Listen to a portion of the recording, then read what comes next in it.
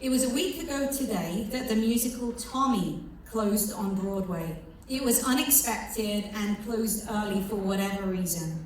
Now, I had been wanting to see Tommy since it had been re-released. So I decided I was going to go, and a week prior to its closure, I was able to head to New York City for the day to see it. Now, why am I sharing this? Well, in part, I believe that if you have an opportunity and you're able to, it's good to take it, because you don't know if you're going to get that opportunity again. But also because it reminded me of something that is very valuable to me, and that is how the theater makes me feel. I remember when I was growing up, that sense of sacredness that I felt when I was walking into a theater, the magical presence as stories unfolded, normally musically, because musical theater was my thing. In that space, when I received the playbill, found my seat, that sense of, for want of a better word, divine or supernatural energy seemed to unfold through the course of the magic that appeared on that stage. It took me to a level of appreciation where I felt a sense of connection and belonging that I rarely felt in other places. To quote Def Leppard, as I've been going to a lot of concerts recently as well, and this one was the latest one, Thursday night at Hershey Park, it was fabulous. From their song Hysteria, it says, "It's such a magical mysteria. When you get that feeling, better start believing." Now, to switch it a little bit from that, Rudolf Otto was a German theologian and philosopher who in 1917 wrote a book called The Idea of the Holy. Now, in this, he discusses the concept of numinous, which is something that cannot be taught but is awakened in the mind, a form of awareness that leads us to experiencing an awakening with three main components all melded into one. And those components are of mystery, terrifying, and fascinating, all at the same time. He writes, "The feeling of numinous may at times come sweeping like a gentle tide, pervading the mind with a tranquil mood of deepest worship. It may pass over into a more set and lasting attitude of the soul, continuing, as it were, thrillingly vibrant and resonant, until at last it dies away and the soul resumes its profane, non-religious mood of everyday experience." He goes on to write that this may be experienced in rather basic ways in its earliest stages, but can develop into something that can leave a person feeling a sense of connection with something outside of themselves, the magic, the divine, the mystery that can lead to the sense of divinity and humility within and outside of oneself. And once more, in the immortal words of Def Leppard, you like that, don't you? Don't worry, there's more to come. "It's such a magical mysteria. When you get that feeling, better start believing." So we've determined that whatever that feeling of sacredness is, it can hit us even at unexpected moments and experiences, such as in the theater, or through music, or through the sunrise, or through the sunset. And when we allow ourselves to be open to it, it can almost have a transformative effect on us, maybe immediately, maybe over time. But let's look at what may take us away from the possibility of experiencing numinous, that tranquil mood of deepest worship in whatever form that it takes. Going back to the musical Tommy, he was an ordinary kid until something traumatic happened that he witnessed, and he was told, "You didn't hear it, you didn't see it, you won't say nothing to no one ever again," which his traumatized brain took literally, rendering him, as the music continues, blind, deaf, and dumb. As his story continues, he experiences events that should be happy, as well as a few events that would have been traumatic, such as being babysat by some abusive relatives. However, in his absence of being able to connect because he was conditioned to remain blind, deaf, and dumb, he was unable to experience the joyful events, and he was equally numbed out to the traumatic events. Now, some of our stories may or may not be quite as extreme, but I have frequently heard people say to me how they have stuffed their feelings over the years and have numbed out those negative or uncomfortable or grief-related or traumatic events in their lives. And as we stuff these things, that ultimately also lead us to not being able to have that same sense of awe and wonder around the positive experiences that might be in the world. We take away not only the negative feelings that we might experience and need to process through, because they do stay with us, but we also take away those positive experiences. So like Tommy being unable to see, hear, or speak, we stuff those feelings, we ignore those experiences we have, and we try to go about life as if they didn't happen. But they did happen. And we're left in this state of numbness and denial, a denial that we can't seem to shake, because we've been conditioned to go on as if we didn't hear it, we didn't see it, and we won't say nothing to no one ever again.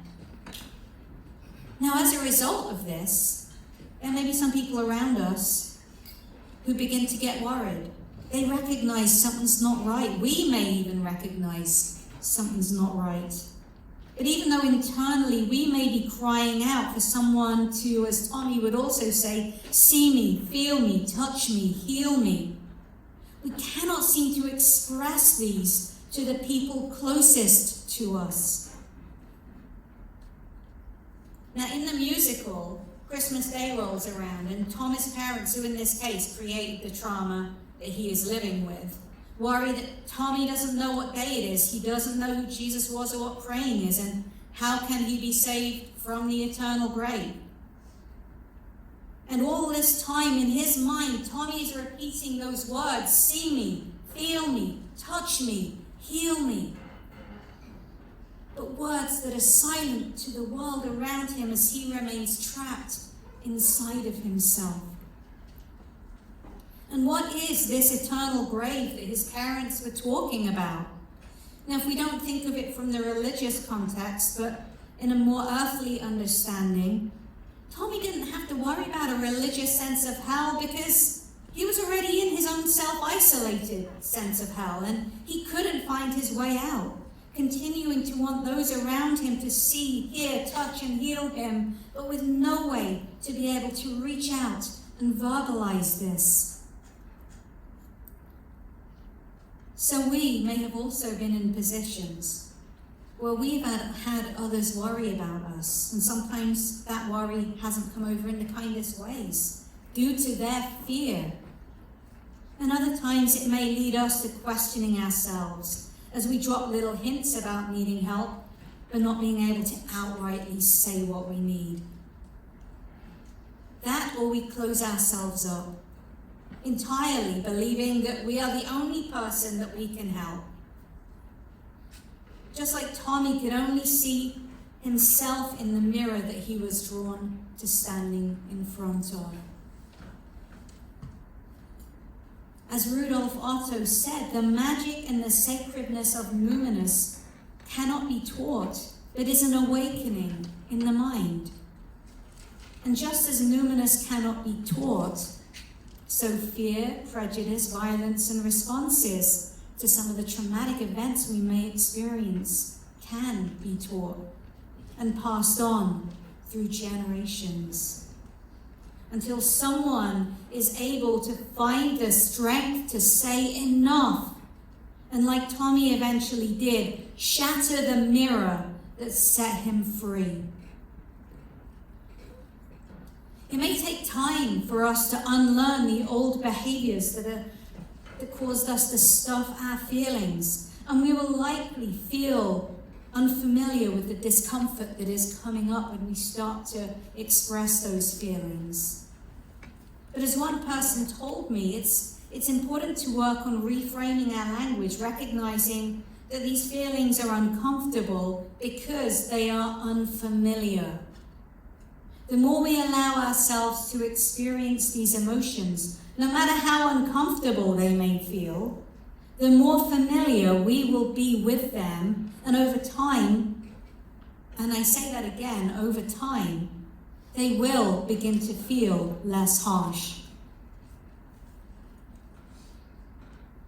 This also leads me to read onto a reading that we had prior to the message being shared. And for the people who are watching on YouTube and for the audience here, I will read it again just to give it some context. From Natural Joy by Jack Cornfield, he writes, when Harvard psychologist Jack Engler was doing his research with my teacher Dipama, he asked about one of the common misunderstandings of Buddhist teachings. This all sounds very grey, he said. Getting rid of greed, getting rid of hate, getting rid of ignorance. Where's the juice? Oh, you don't understand, Dipama burst out laughing. There is so much sameness in ordinary life. We are always experiencing everything through the same set of lenses. Once greed, hatred, and delusion are gone, you see everything fresh and new all the time. Every moment is new.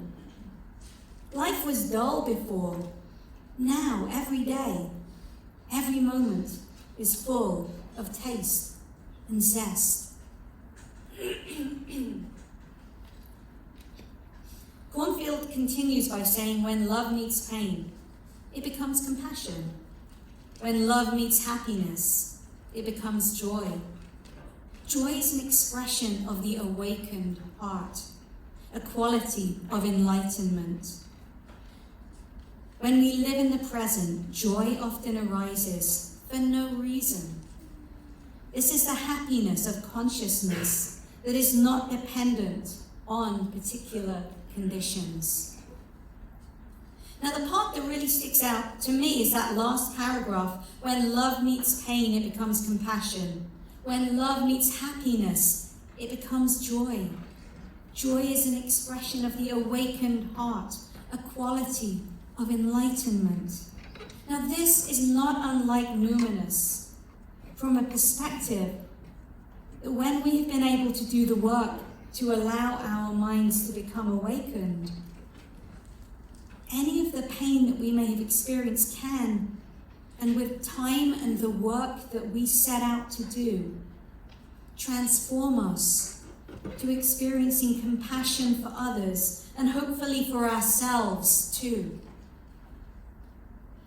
As I said earlier, in the musical Tommy, he ended up shattering the mirror that led to his awakening and an awareness that he had been locked up inside of himself for most of his life.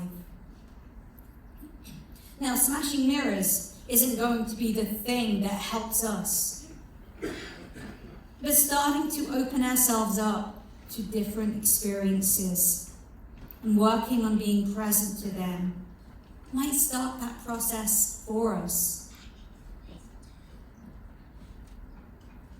In her book, Daring Greatly by Brené Brown, she talks about fitting in versus belonging. She says, fitting in is about assessing a situation and becoming who you need to be in order to be accepted. Belonging, on the other hand, doesn't require us to change who we are. It requires us to be who we are. You've heard that phrase before, we're not human doings, we're human beings. So fitting in is about doing the things to make others accept you. Belonging is being the human being.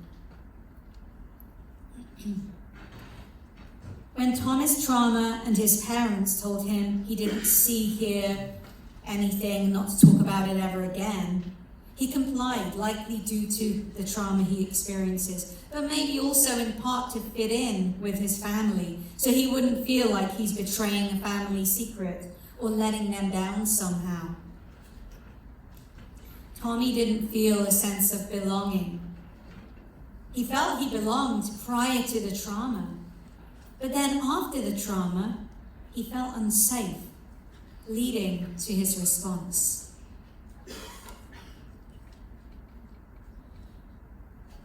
What have you been in a position where you did not feel safe, so you went along with the others, rather than allowed yourself to be curious and open to living into the sacredness of your life?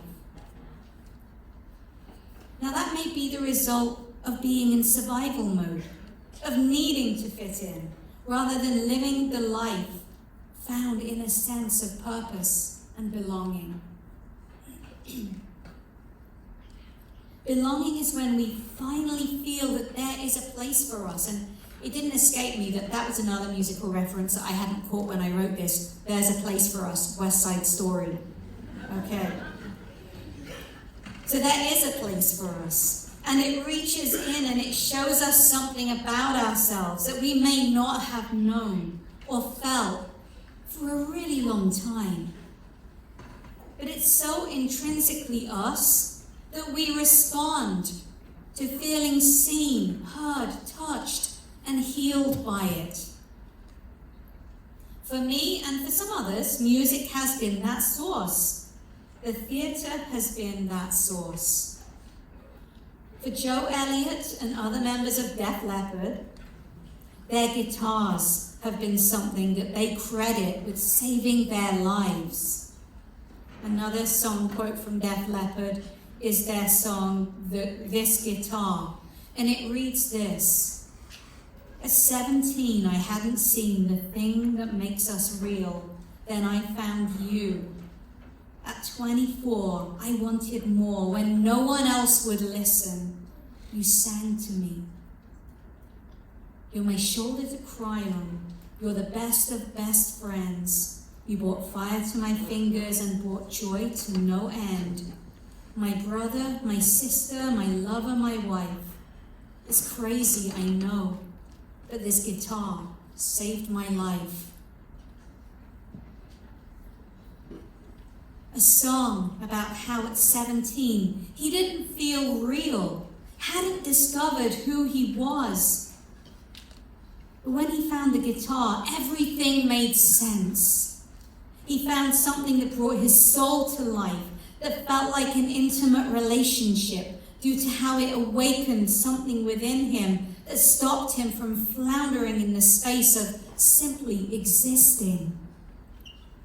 Instead, the sacredness he found as a result of playing the guitar led him to getting a deeper understanding of who he is, brought him to know a life he never could have imagined. And as the song says, this guitar saved his life. Now, when people arrive here to what has become known as Magic Mountain, sometimes it's the sight of the sunrise or the sunset, or the colors that they really begin to see as if for the first time in years, or the butterfly, or the birds, or the deer, or even the fox, that might create a brief glimpse into the sacred expression of numinous. What is your sacred? Where might you find that moment of soul-healing connection that brings you to life, that may help towards saving your life, that makes you feel seen, felt, heard, and healed? What has been for you the glimpse of that magical mysteria that leads you to a feeling, that leads you to believing in the sacredness that lives just as much within, inside of you, as it does with that which is waiting to meet you in love, in music, or in the very energy around you? May you discover it and live your best life. Amen.